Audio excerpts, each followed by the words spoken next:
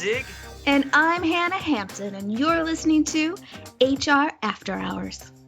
Well, welcome to HR After Hours podcast, the only HR podcast that knows what you've been up to lately. You know, you're starting to look a little suspicious. You know what? Maybe you go out, tell your friends about us, help us get some more listeners, and we'll keep our mouths shut. What do you say? I love that. That's a great plan. Hannah Hampton, H squared, talk to me. How the hell are you today?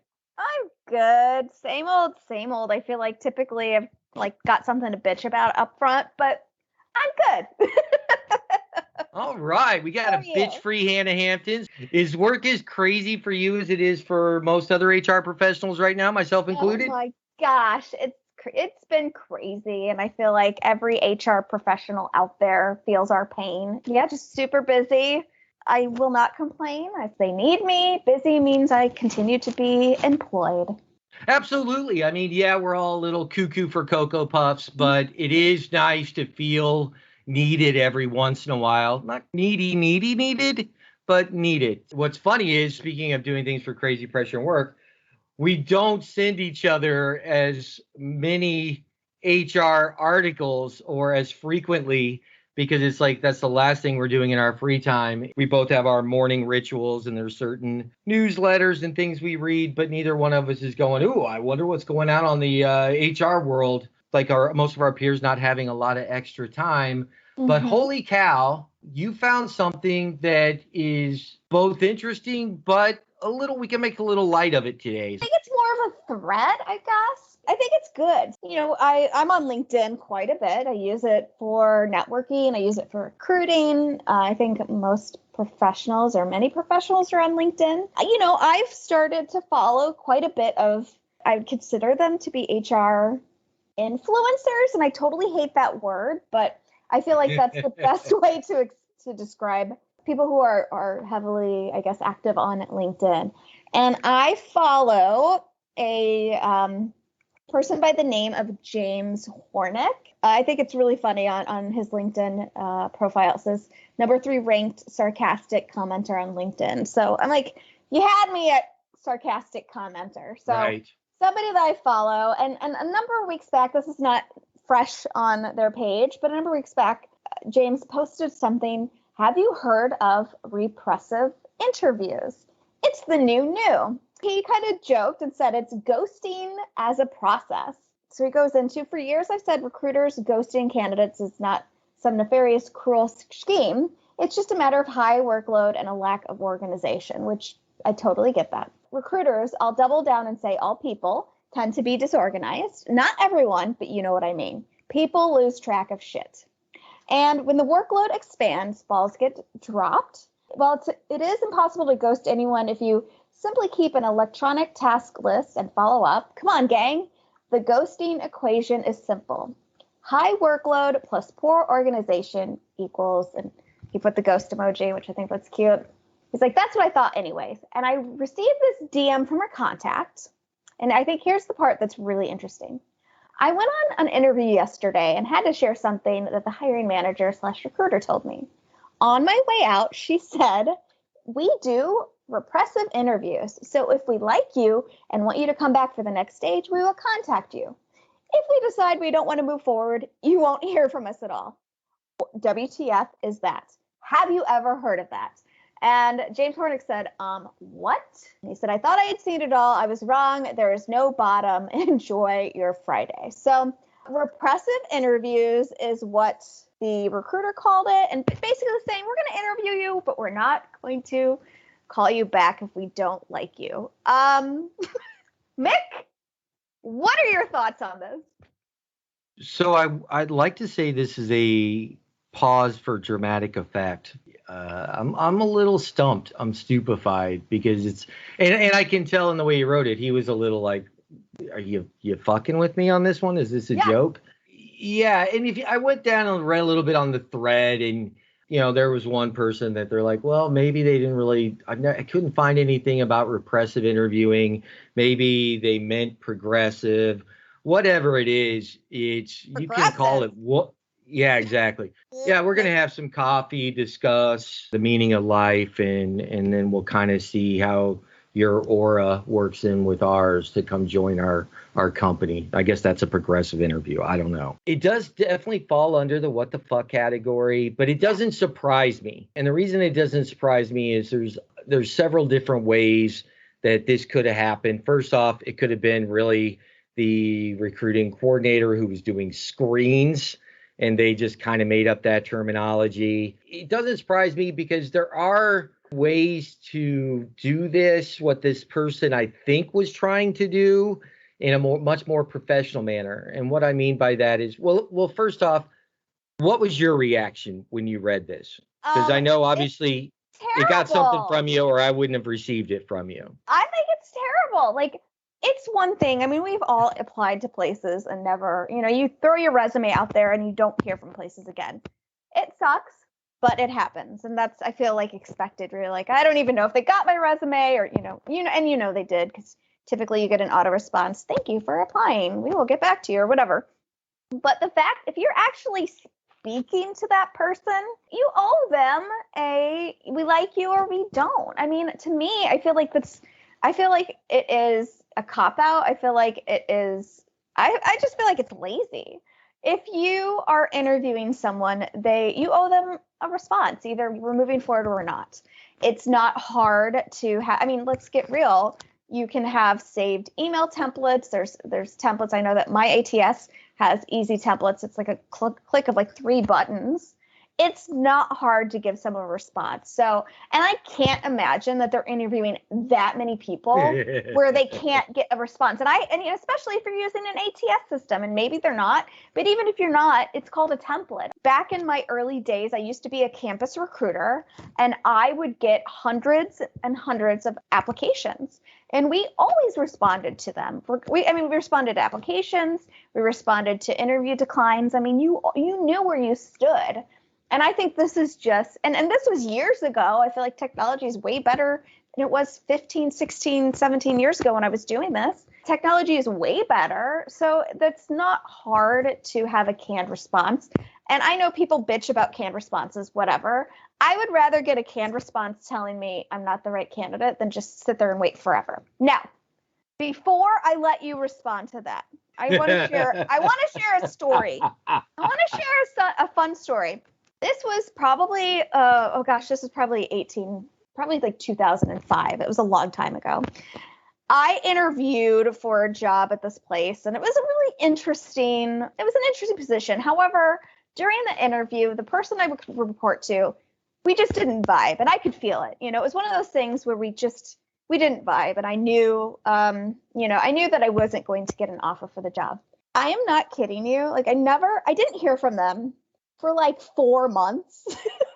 And then 4 months later, I got a little canned response. We're not moving forward with you. And I literally wanted to respond, well, no shit. I feel like if they were moving forward with me, I probably would have learned, I would have learned months and months earlier. But you know what? I have to give them props where they at least, I'm sure that they dropped the ball and are like, oh shit, like we never got back to her, and decided to do, close the loop, which I respect and appreciate that. And we'll save this for another podcast because they drug tested me at the interview, but we'll talk about that later. And I did pass.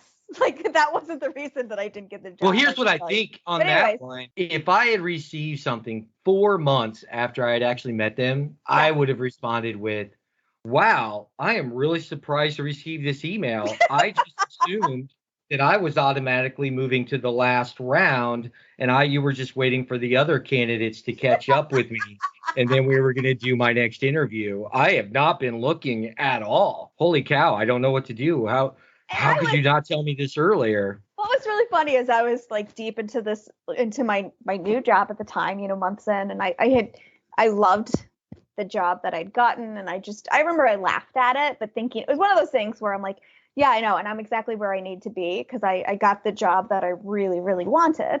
Let's get back to the topic. I just think it's lazy, and I'm a department of one. I handle everything HR related, including recruiting, and I certainly circle back to every single candidate that we interview, letting them know one way or another. I just find it to be lazy. That's my 2 cents. Now, I just gave you a lot of information. What are your thoughts?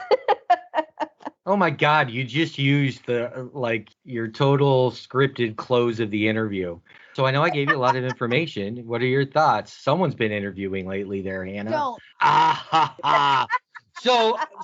There, that's an inside joke, folks. But anyway, it's beyond lazy because it's not even lazy in an intelligent way. And that's where I was starting to go. And I just decided to stop and let you rant first. I do feel like you and I both have very strong opinions about this, and there aren't enough differences, even in the details, that we're really going to go back and forth on it much. It's almost like I may try to come up with a couple things just to grind your gears a little bit. I mean, it's beyond lazy because you can be lazy and still be professionally lazy, right? If you wanted to be professionally lazy, instead of saying, we do quote unquote repressive interviews. Still not sure what that is. Reminds me of like Criminal Minds when they walk me through the murder site or something and they try to go, what do you smell in the air? What do you see? That's a fucking repressive interview, you jackass. All this is doing is basically saying, if you don't hear from us, you didn't get the job. That to me represents your department poorly, the brand poorly, wherever you work poorly. I mean, it's beyond the bare minimum. It's just the we don't give a shit statement right there. If you want to cover your bases in a lazy yet still professional way, you can say, all right, well, we've got quite a few more interviews over the next 2 days. We will be contacting those that we're going to move forward to the next round with by Wednesday. Right. Or just pick a day. So that way, that is the polite way of being lazy and saying, if you don't hear from us, we're not moving forward, not making up the terminology. I know, and I would still get that. And a lot of people commented on this, like that they made up the repressive interview thing. This is brought up in some of the comments because the comments are a lot of fun to read because everyone's like, what the hell? I mean, if you turn the tables, and I'm thinking of The Office when, Michael Scott gets that saying wrong, but if you turn the tables, what if you offered a candidate a position and they responded, well, I want to take some time to think about it. If you don't hear from me, I'm not taking the job. Like, you would think that candidate was this piece of shit, and I apologize for, I cussed a lot in this, but it's just, that's kind of where I am. But flip it around. If a candidate said that to you, you would be like, you're crazy. And you would stop the whole process and not take them seriously as a candidate. So I feel like you're burning a lot of bridges as an employer. Sometimes they know is a not right now. I mean, I know people who have dream companies, dream jobs, and they'll apply multiple times. Why burn a bridge by being a lazy piece of shit? That's just recruiting. Item one is just the golden rule. Treat the candidate the way you would want to be treated. Show them the type of respect, professionalism, enthusiasm. There's nothing worse than interviewing with someone, reading their body language or the way their tone and getting we're just doing this because we have to, or I've already made a decision, or you're definitely not the right person. I mean, no matter what, you owe the common courtesy of the individual who's made time for you. You should be beyond polite. You definitely should worry about burning bridges. You should still share your enthusiasm about your company in the interviewing process. So I don't think that any of these things could have been accomplished if in the same format this person closed with the if you don't hear from us, it means we're not interested bit. I've worked with hiring managers that weren't the most polished when it came to how they interviewed. And I've always said, I've taught them some like emergency outs, right? And so I have told hiring managers, listen, if in the interview, you're not moving forward with this person and you don't know how to say that, I'm going to take care of it. But if you want to close with anyone that I'm going to move forward with will hear from me by, and I tell them to make it like 2 business days or less. That way, so you don't have to worry about follow up. So if you're not going to move forward with someone, and this is as a hiring manager or interviewer, not a recruiter or HR manager, you can at least teach them to say, all right, well, I know I've got a few more interviews. I've talked to some great people. I love your resume and your history. If we're going to move this to the next round, you'll hear from one of us by Monday. Still kind of a douchebag, lazy way to get out, but professional. Lets them know, hey, if you don't hear back from Monday, you're out. But I think that's something you can train people that you're worried about their interviewing ability. I still don't think anyone that does this for a living should even close with that. Yeah. Now, that's an emergency exit, though, right? We've had those candidates you can't get off the phone with. Yeah. But I still feel like in this day and age in any day and age, I don't even think technology should be the key here. You should close the loop. I'm like, we're all human beings. We all have time. We all, we all have the same 24 hours in the day. We all have, important things in our lives. And I just think it's rude. And I think it just truly, I feel like it shows that you feel that your time and your life is more important than the candidates. And I don't know. It really, when I read that, it really just kind of blew me away that a company would be okay with that. And also, I talked about burning bridges, but also, even if you were one of the people that they wanted to move forward with, I don't think I would want to work for a company that has that kind of culture. I mean, to me, that kind of culture to me lacks transparency. If you're not going to tell me if I'm a good candidate or I'm not moving on, what are some other things you're not going to tell me? Are you going to not give me feedback to help me be a better employee? Am I not going to get reviews because we don't have time for this? To me, there's a lot. It doesn't paint the picture of a great company to work for. So I even think if I was their top candidate, I'd second guess that. I would take a second thought at, is this the type of company I would want to work for? Yeah, absolutely. And if they're closing all their interviews with this, then definitely not. Because if I'm all in and then you really like me, but you still close the same way.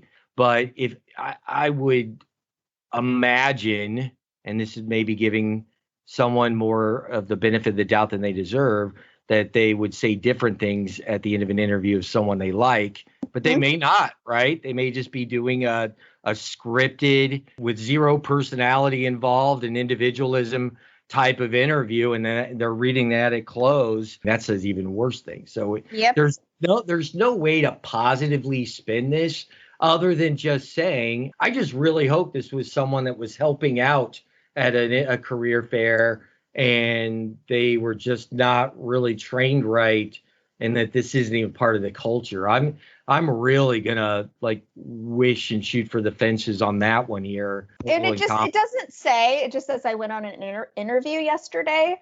I feel like it's kind of a stretch to say it was at a career fair and it's somebody. I mean, I appreciate that you're trying to. I'm trying, man. I'm trying. But you know what? I hope they're trying to just think that there's no one out there. No, I hope they're listening, and I will tell that person, this is lame. What the hell? You suck.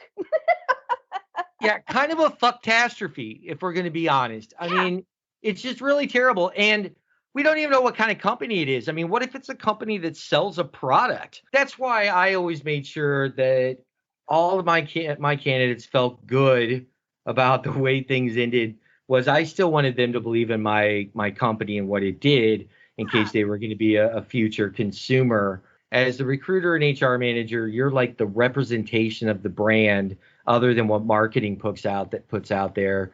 I just feel like we're the face of something, and that our job is to not only create that great culture and represent that culture. I would never work for a company that I wouldn't either use their product or dine at their restaurant. And I want to say something to the listeners.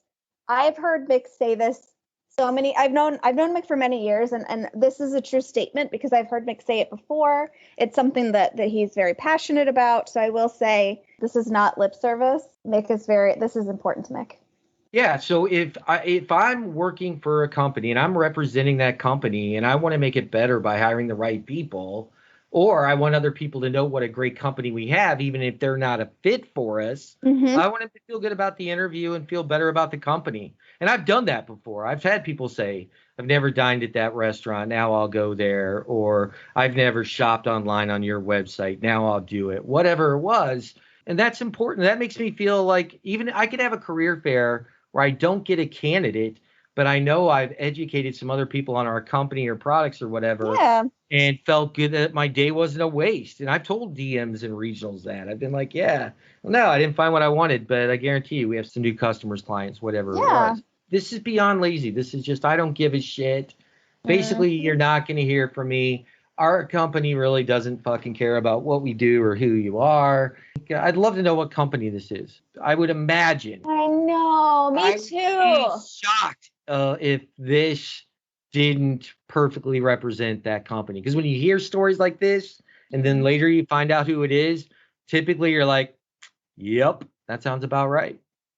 Yeah, I totally agree with you. And this story really, it just really rubbed me the wrong way, because again, with email, with texting, with all of the really easy ways to communicate, and I get it, like if you've ever had to call and turn down candidates via phone, and I've had a job where we promised phone calls after final rounds because we felt they spent so much time with us.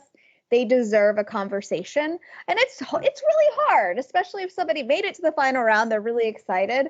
But I mean, all you got to make it a little easier, sending an email or a text to somebody saying, hey, thank you for your time. We're moving forward with other candidates. We wish you the best of luck. It's just that easy. I don't understand why somebody would do this. And it's great. I like it because it's turned into a great topic for us to discuss, and for me to be a little like crazy here, but geez, there's so many easy ways to communicate a turn down message. So let's, you know what? Let's do that real quick, because we always say come with the solution, not the problem. First off, if you have an applicant tracking system, which I imagine, let's say at least half probably utilize, you should have no thank you emails attached to your different stages. So you rejected the stage, they should get one. What I would imagine is like the half-ass version of it, if you're not really running your ATS right. And even the job boards, some of the job boards have this now. Why I think you got that 4 month later email is you can put it on a rec, whether it's in an applicant tracking system or through the job boards, that when the rec is closed, everyone that's still active in the rec gets a no thank you email. So those are, I mean, that's if you have an ATS. If you don't have an ATS, you just put together some templates. Have a library of templates. And then you just copy and paste the same thank you to everyone. Most email, systems, if it's Gmail, if it's Outlook, whatever, you're able to also save templates in there and have have it ready to go. So it's even easier than cutting and pasting. It's just, okay, I'm going to open up my templates. I'm going to select the right template for this situation. I'm going to pop in the person's name and email address. I'll make any tweaks necessary. But again, the whole point of a template is to make it easy. So maybe there are no tweaks, but seriously, folks. And then there's mail merge, and mail merge is another easy way to get things out. So technology is there to help you, even if you don't have an ATS system. But let's get you real, don't need the ATS anymore. That's 5 years ago, maybe you could have used ATS technology as an excuse, or my company won't buy me one. But all the free email providers, all of the sites have the little tutorials in them now. Google has some great tutorials. There's no reason not to figure out what you need. There's no stage one, do I need this? Yes, the answer is yes. You need something, whether it's through your ATS, your emails, et cetera, or your own manual templates. If you're as old as I am, whatever it is, I use the ATS. But I still have manual templates that I use too sometimes. But I mean, there's no excuse, and it's just, it's poor representation, it's laziness. If you're doing this type of stuff, we can honestly tell you you're in the bottom 10% percentile. Okay. Can I share just a fun little memory? And this is back. Share it. Let's close with that memory. Okay, a fun memory. So I'm not that old, but I'm a Gen Xer, so I'll just say that. However, I remember, so when I was graduating from college, and I'm not going to say what year it is because I don't need anybody trying to figure out my birth date to steal my identity. But anyways, when I was graduating college, I was applying to a bunch of jobs, within my area that I studied. And I'll never forget, I applied to one, and I don't remember if I mailed in a resume or how I applied, but I received a rejection via a postcard. And, Yeah. I think that, and I'm laughing at it now. I remember being really upset, like, oh, that sucks. But you know what? I'm like, this is I guess everyone having email. I mean, I did have an email at that time, I know for sure, but I mean, maybe it was just a way that they did their closing the loop, but I got a rejection postcard, not a letter, but a postcard. So true story. My first recruiting position, my first regional recruiting I thought you were position. going to say that you sent me the postcard. Just kidding. But my first regional recruiting manager position, I had those postcards at the end of every hiring event, off site, or even if I was doing on site interviews, I packed as many postcards as I had interviews scheduled before I left the interviewing site. Anyone that I interviewed that day that I wasn't moving forward to the next step, I filled out the postcards and put them at the nearest mailbox, whether it was in that building or Yep. the closest external one. All my rejection postcards were mailed by the end of the day on the day I interviewed. So you know what? If you close the loop some way, if it's an email, if it's a letter, if it's a postcard, people, close that loop. That's right. So even back in the day when Mick Danzig started recruiting and did his no offer letters via carrier pigeon, he always took that step. Pony because Express. That's what a good recruiter does. Yes. Hannah Hampton, H squared. Always a pleasure speaking with you. Have a great day. You too. Bye-bye.